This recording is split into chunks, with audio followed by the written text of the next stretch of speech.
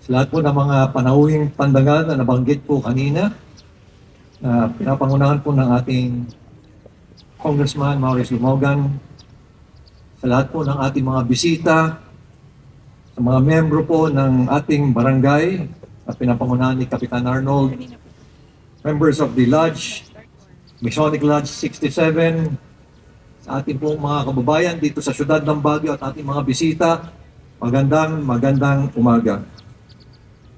Ngayong araw, tayo ay nagtitipon dito sa Bantayo ni Jose Rizal sa lungsod ng Baguio upang gunitain ang buhay, sakripisyo at walang kupas na diwa ni Dr. Jose Rizal.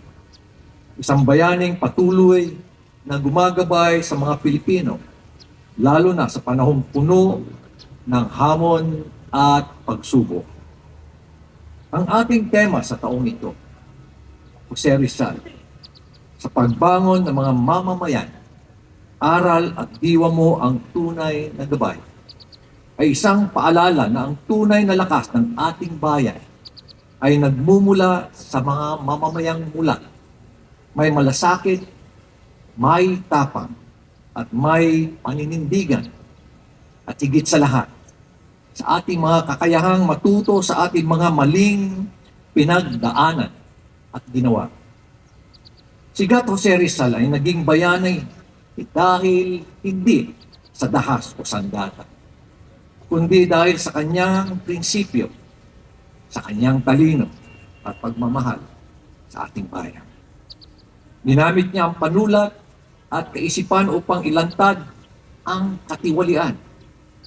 Ipinaglaban ang dignidad ng Pilipino at gisingin ang diwa ng sambayanan. Higit sa lahat, iniyalay niya ang kanyang buhay upang mamulat ang bayan sa katotohanan. Ang kanyang mga aral ay nananatiling napapanahon magpahanggang ngayon. Sa mga nagdaang taon, natuto tayo, madalas sa masakit na paraan. Naranasan natin ang sunod-sunod na pagbaha at sakuna dulot ng bagyo na naglantad ng kahinaan ng pamahalaan, kakulangan sa paghahanda at minsan kapabayaan. Kasabay nito, nasaksihan din natin ang pagkakadiskubre ng mga maanumalyang transaksyon at mga proyekto, talamak na korupsyon na patuloy na sumisira sa tiwala ng mamamayan sa ating mga institusyon. Ang mga karanasang ito ay hindi lamang trahedya. Ito ay dapat mga aral, mga paalala na ang katahimikan sa harap ng mali ay may mabigat na kapalit. Tulad ng aking laging binabanggit, silence is not neutrality. Silence is tolerance. Silence is complicity.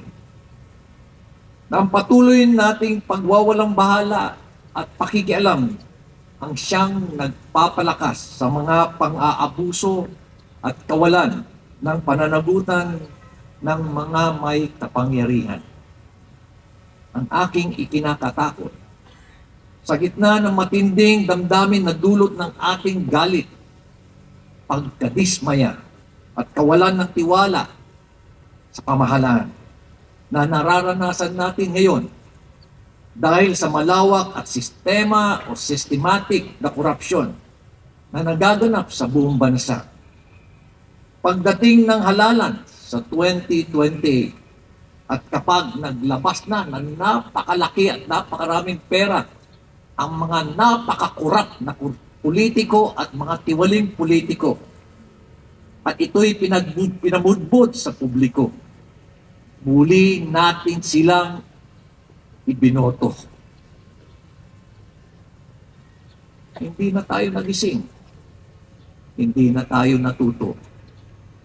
Ano sa palagay nyo ang tawag sa atin? Paano pa kaya tayo babangon? Tulad ng nasabi ni Jose Rizal. Kaya ngayon, higit kailanman, kinakailangan ng aktibong pakikilahok ng bawat Pilipino sa pamamahala ng ating bansa.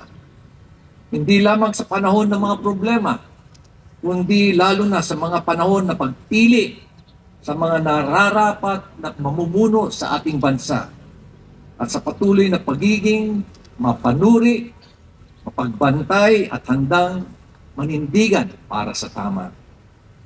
Dito sa ating lungsod, patuloy nating isinusulong ang mabuting pamamahala. Isang pamamahalang tapat, malinis, walang itinatago, at may pananagutan sa mamamayan.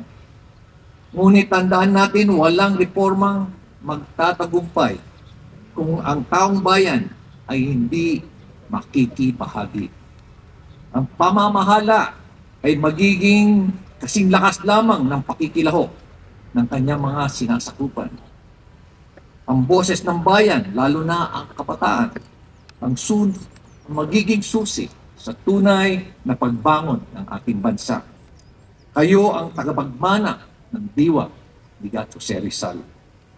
Naway ang bawat isa sa atin ay maging buhay na halimbawa ng diwa ni Jose Rizal.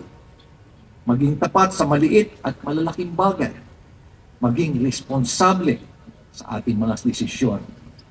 Sa simpleng paraan, sa pagsunod ng batas at pakikilahok sa usaping panlipunan at pangangalaga sa ating komunidad. Ang diwa ni Rizal ay hindi lamang alaala ng nakaraan. Ito ay hamon sa ating kasalukuyan at gabay sa ating hinaharap. Naway, patuloy nating isabuhay ang kanyang diwa, ang kanyang mga aral upang sa pagbangon ng Pilipinas, sabay-sabay nating maihawan ang ating komunidad.